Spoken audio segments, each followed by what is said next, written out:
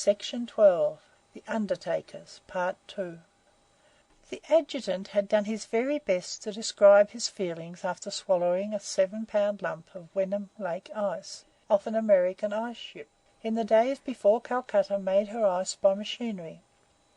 But as he did not know what ice was, and as the Mugger and the Jackal knew rather less, the tale missed fire. "Anything," said the Mugger, shutting his left eye again, "anything is possible that comes out of a boat thrice the size of Mugger Ghaut. My village is not a small one." There was a whistle overhead on the bridge, and the Delhi mail slid across, all the carriages gleaming with light and the shadows faithfully following along the river. It clanked away into the dark again, but the Mugger and Jackal were so well used to it that they never turned their heads. "Is that anything less wonderful than a boat thrice the size of Mugger Ghaut?" said the bird, looking up. "I saw that built, child. Stone by stone I saw the bridge piers rise, and when the men fell off they were wondrous sure-footed for the most part, but when they fell I was ready. After the first pier was made they never thought to look down the stream for the body to burn. There again I saved much trouble. There was nothing strange in the building of the bridge," said the Mugger. "But that which goes across, pulling the roofed carts, that is strange," the Adjutant repeated. "It is past any doubt a new breed of bullock. Some day it will not be able to keep its foothold up yonder, and will fall as the men did. The old Mugger will then be ready." The Jackal looked at the Adjutant, and the Adjutant looked at the Jackal. If there was one thing they were more certain of than another, it was that the engine was everything in the wild world except a bullock. The Jackal had watched it time and time again from the aloe hedges by the side of the line, and the Adjutant had seen engines since the first locomotive ran in India. But the Mugger had only looked up at the thing from below, where the brass dome seemed rather like a bullock's hump. Yes, a new kind of bullock," the Mugger repeated ponderously, to make himself quite sure in his own mind, and "certainly it is a bullock," said the Jackal. "And again it might be," began the Mugger pettishly. "Certainly, most certainly," said the Jackal, without waiting for the other to finish. "What?" said the Mugger angrily, for he could feel that the others knew more than he did. "What might it be? I never finished my words. You said it was a bullock." "It is anything that the Protector of the Poor pleases. I am his servant, not the servant of the thing that crosses the river." "Whatever it is white-face work," said the Adjutant, "and for my part I would not lie out on a place so near to it as this bar." "You do not know the English as I do," said the Mugger. "There was a white-face here when the bridge was built, and he would take a boat in the evenings and shuffle with his feet on the bottom boards and whisper, 'Is he here? Is he there? Bring me my gun.' I could hear him before I could see him, each sound he made, creaking and puffing and rattling his gun up and down the river. As surely as I had picked one of his workmen and thus saved great expense in wood for the burning, so surely would he come down to the Ghaut and shout in a loud voice that he would hunt me and rid the river of me. The Mugger of Mugger Ghaut! Me! Children, I have swum under the bottom of his boat for hour after hour, and heard him fire his gun at logs, and when I was well sure he was wearied, I have risen by his side and snapped my jaws in his face. When the bridge was finished, he went away. All the English hunt in that fashion, except when they are hunted." "Who hunts the white faces?" yapped the Jackal excitedly. "No one now, but I have hunted them in my time. I remember a little of that hunting. I was young then," said the Adjutant, clattering his beak significantly. "I was well established here. My village was being builded for the 3rd time, as I remember, when my cousin, the Gavveel, brought me word of rich waters above Benares. At first I would not go, for my cousin, who is a fish-eater, does not always know the good from the bad. But I heard my people talking in the evening, and what they said made me certain." "And what did they say?" the Jackal asked. "They said enough to make me, the Mugger of Mugger Ghaut, leave water and take to my feet. I went by night, using the littlest streams as they served me, but it was the beginning of the hot weather and all the streams were low. I crossed dusty roads, I went through tall grass, I climbed hills in the moonlight. Even rocks did I climb, children. Consider this well. I crossed the tail of Sirhind, the waterless, before I could find the set of the little rivers that flow Gungaward. I was a month's journey from my own people and the river that I knew. That was very marvellous. What food on the way? Said the Jackal, who kept his soul in his little stomach and was not a bit impressed by the Mugger's land travels. That which I could find, cousin, said the Mugger slowly, dragging each word. Now, you do not call a man cousin in India unless you think you can establish some sort of blood relationship. And as it is only in old fairy tales that the Mugger ever marries a jackal, the Jackal knew for what reason he had been suddenly lifted into the Mugger's family circle. If they had been alone he would not have cared, but the Adjutant's eyes twinkled with mirth at the ugly jest. Assuredly, father, I might have known, said the Jackal. A Mugger does not care to be called a father of jackals, and the Mugger of Muggerghaut said as much, and a great deal more, which there is no use in repeating here. The protector of the poor has claimed kinship. How can I remember the precise degree? Moreover, we eat the same food. He has said it, was the Jackal's reply. That made matters rather worse, for what the Jackal hinted at, that the Mugger must have eaten his food on that land march fresh and fresh every day, instead of keeping it by him till it was in a fit and proper condition, as every self-respecting Mugger and most wild beasts do when they can. Indeed, one of the worst terms of contempt along the river bed is eater of fresh meat. It is nearly as bad as calling a man a cannibal. That food was eaten 30 seasons ago, said the Adjutant quietly. If we talk for 30 seasons more, it will never come back. Tell us now what happened when the good waters were reached after thy most wonderful land journey. If we listened to the howling of every jackal, the business of the town would stop, as the saying is. The Mugger must have been grateful for the interruption, because he went on with a rush. By the right and left of Gunga, when I came there never did I see such waters. Were they better then than the big flood of last season? Said the Jackal. Better? That flood was no more than comes every 5 years. A handful of drowned strangers, some chickens, and a dead bullock in muddy water with cross currents. But the season I think of, the river was low, smooth, and even. And as the Gavial had warned me, the dead English came down, touching each other. I got my girth in that season, my girth and my depth. From Agra by Etawah and the broad waters by Allahabad. Oh, the eddy that set under the walls of the falls at Allahabad, said the Adjutant. They came in there like widgeon to the reeds, and round they swung thus. He went off into his horrible dance again, while the Jackal looked on enviously. He naturally could not remember the terrible year of the mutiny they were talking about. The Mugger continued.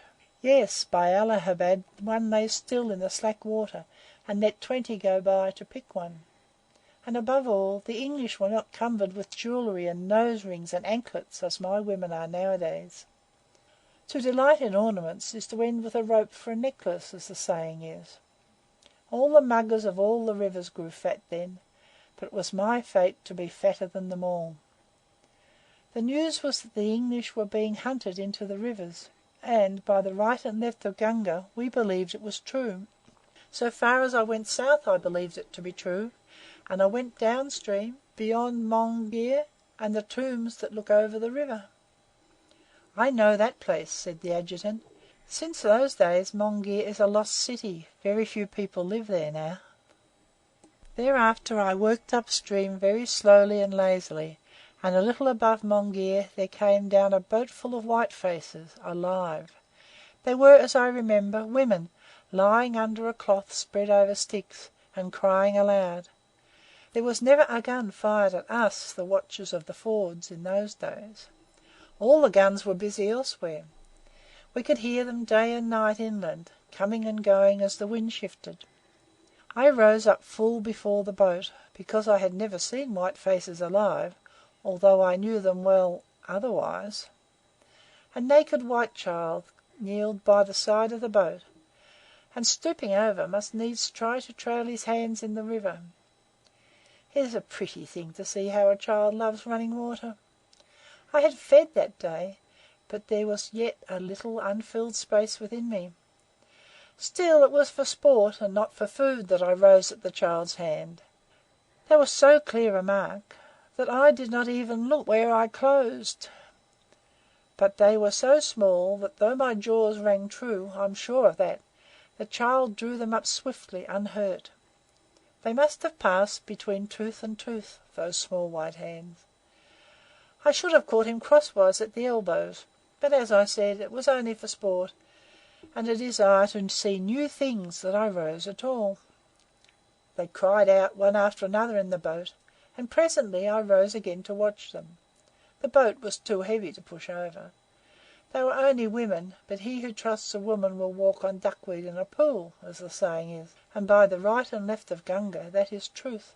Once a woman gave me some dried skin from a fish, said the Jackal. I had hoped to get her baby, but horse food is better than the kick of a horse, as the saying is. What did thy woman do? She fired at me with a short gun of a kind I have never seen before or since, 5 times, one after another. The Mugger must have met with an old-fashioned revolver.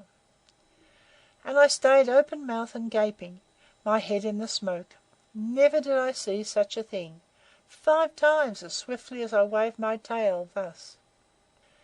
The Jackal, who had been growing more and more interested in the story, had just time to leap back as the huge tail swung by like a scythe. Not before the 5th shot, said the Mugger, as though he had never dreamed of stunning one of his listeners. Not before the 5th shot did I sink, and I rose in time to hear the boatman telling all those white women that I was most certainly dead. One bullet had gone under a neck-plate of mine. I know not if it is still there, for the reason I cannot turn my head. Look and see, child, it will show that my tale is true. I, said the Jackal.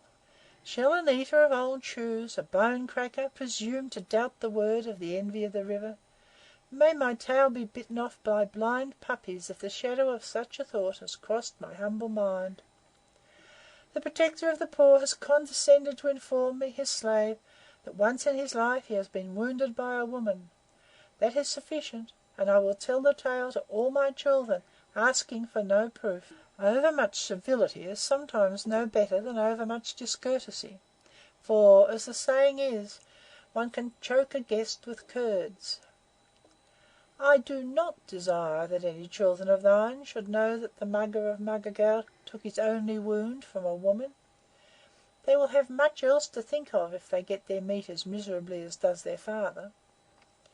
It is forgotten long ago. It was never said. There was never a white woman. There was no boat. Nothing whatever happened at all. The Jackal waved his brush to show how completely everything was wiped out of his memory, and sat down with an air. Indeed, very many things happened, said the Mugger, beaten in his 2nd attempt that night to get the better of his friend. Neither bore malice, however. Eat and be eaten was fair law along the river, and the Jackal came in for his share of plunder when the Mugger had finished a meal. I left that boat and went upstream, and when I had reached the Ara and the backwaters behind it, there were no more dead English. The river was empty for a while. Then came 1 or 2 dead in red coats, not English, but of one kind all, Hindoos and Purbears. Then 5 and 6 abreast, and at last, from Ara to the north beyond Agra, it was as though whole villages had walked into the water. They came out of little creeks, one after another, as the logs come down in the rains. When the river rose, they rose also in companies from the shoals they had rested upon, and the falling flood dragged them with it, across the fields and through the jungle by the long hair. All night, too, going north, I heard the guns, and by day the shod feet of men crossing fords, and that noise which a heavy cartwheel makes on sand under water, and every ripple brought more dead. At last even I was afraid, for I said, if this thing happens to men, how shall the Mugger of Mugger escape? There were boats, too, that came up behind me without sails, burning continually, as the cotton boats sometimes burn, but never sinking. Ah, said the Adjutant, boats like that come to Calcutta of the south. They are all tall and black. They beat up the water behind them with a tail, and they are thrice as big as my village. My boats were low and white. They beat up the water on either side of them, and were no larger than the boats of one who speaks truth should be. They made me very afraid, and I left water and went back to this my river, hiding by day and walking by night, when I could not find little streams to help me. I came to my village again, but I did not hope to see any of my people there. Yet they were ploughing and sowing and reaping, and going to and fro in their fields as quietly as their own cattle. Was there still good food in the river? Said the Jackal. More than I had any desire for. Even I, and I do not eat mud, even I was tired, and, as I remember, a little frightened of this constant coming down of the Silent Ones. I heard my people say in my village that all the English were dead, but those that came face down with the current were not English, as my people saw. Then my people said that it was best to say nothing at all, but to pay the tax and plough the land. After a long time the river cleared, and those that came down it had been clearly drowned by the floods, as I could well see. And though it was not as easy then to get food, I was heartily glad of it. A little killing here and there is no bad thing, but even the Mugger is sometimes satisfied, as the saying is. Marvellous, most truly marvellous, said the Jackal. I am become fat through merely hearing about so much good eating. And afterward what, if it is be permitted to ask, did the Protector of the Poor do? I said to myself, and by the right and left of Gunga. I locked my jaws on that vow. I said I would never go roving any more.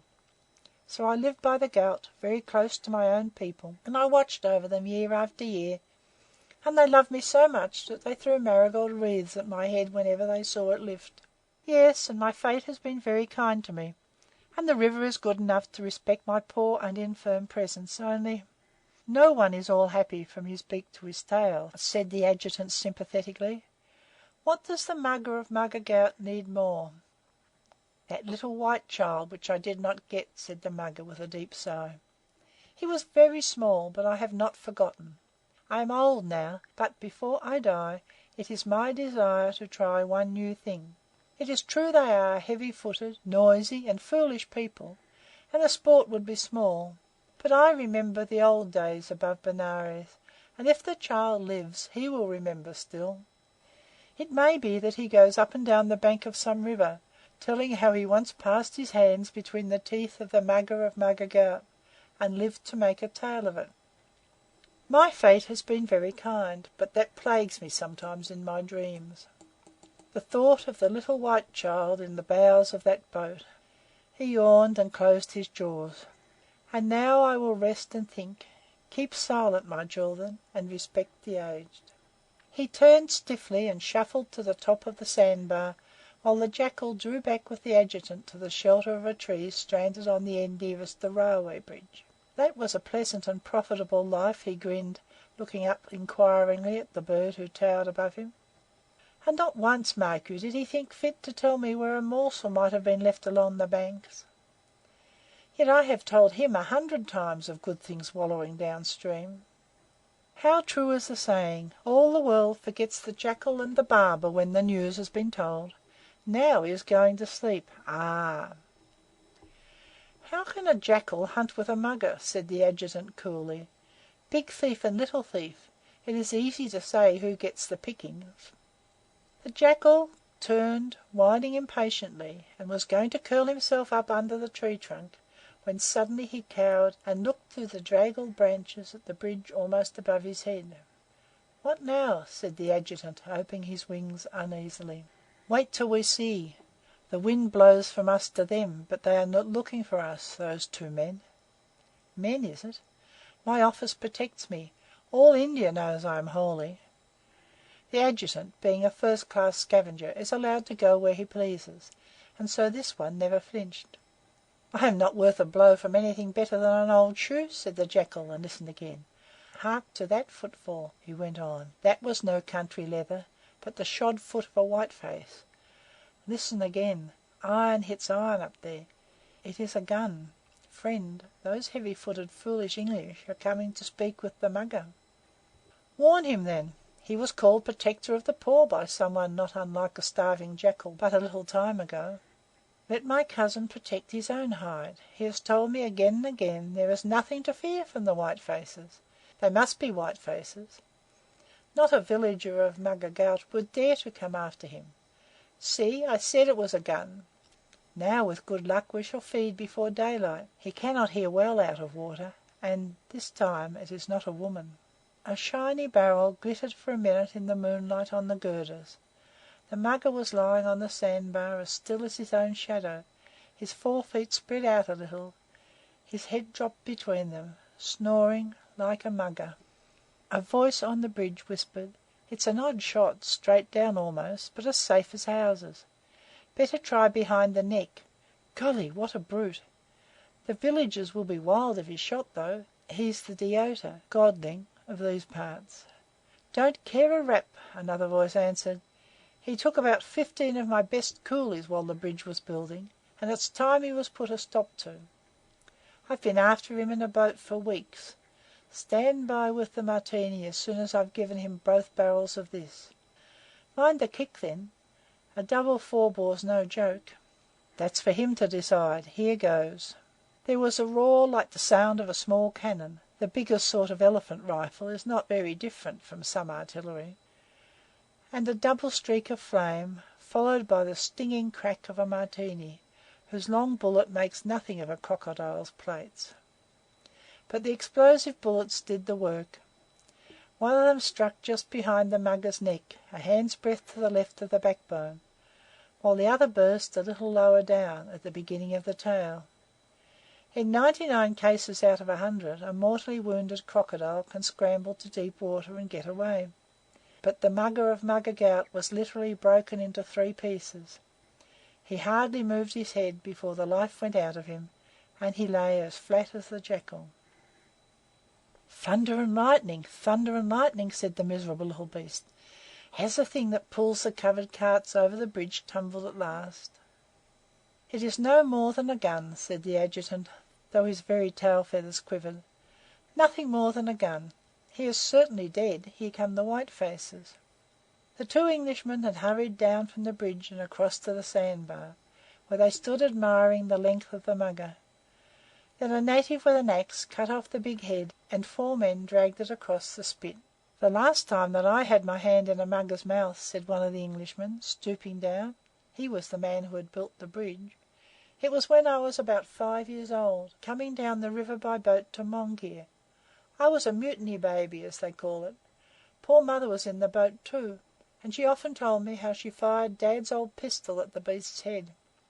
"Well, you've certainly had your revenge on the chief of the clan, even if the gun has made your nose bleed. Hi, you boatman, haul that head above the bank, and we'll boil it for the skull. The skin's too knocked about to keep. Come along to bed now. That was worth sitting up all night for, wasn't it?" Curiously enough, the Jackal and the Adjutant made the very same remark not 3 minutes after the man had left.